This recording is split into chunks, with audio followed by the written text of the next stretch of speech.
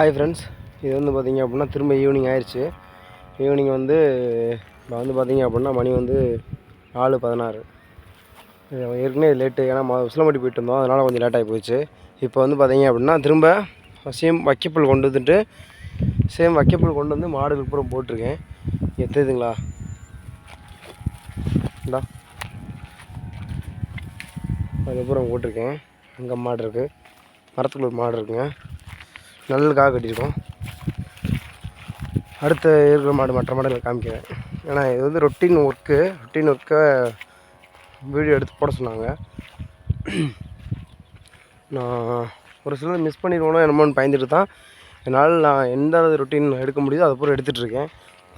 நீங்கள் யாரும் மாடு வளர்க்குறீங்க அப்படின்னா எனக்கு தெரிஞ்சதை, அதாவது உங்களுக்கு தெரிஞ்சது எனக்கு சொல்லுங்கள், உங்களுக்கு தெரியாத என்கிட்ட கேளுங்க, நான் வேணால் சொல்கிறேன். ஹை,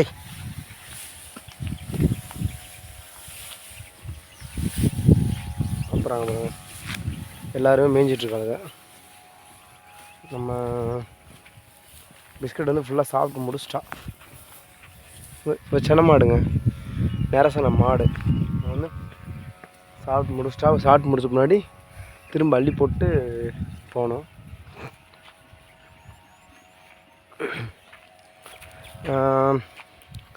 இன்னும் பார்த்தீங்க அப்படின்னா இந்த 2-3 மாட்டுக்கு மட்டும் சாணி அள்ளிட்டேன். இந்த மாடுகளுக்கு அள்ளணும், இனிமேல் அள்ளணும். இருந்தாலும் டைமாக சாப்பிட லேட் பண்ணிடும்.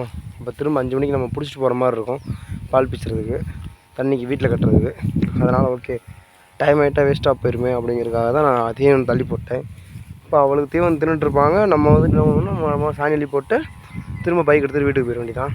வீட்டுக்கு போயிட்டு திரும்ப 5 மணிக்கு வந்து பூரத்தையும் முடிச்சுட்டு போய் தண்ணிக்கு விட்டுட்டு அப்படியே 6 மணிக்கு பாலை கறந்துட்டு திரும்ப நம்ம வீட்டுக்கு போயிட வேண்டியதான். அவ்வளோதான்.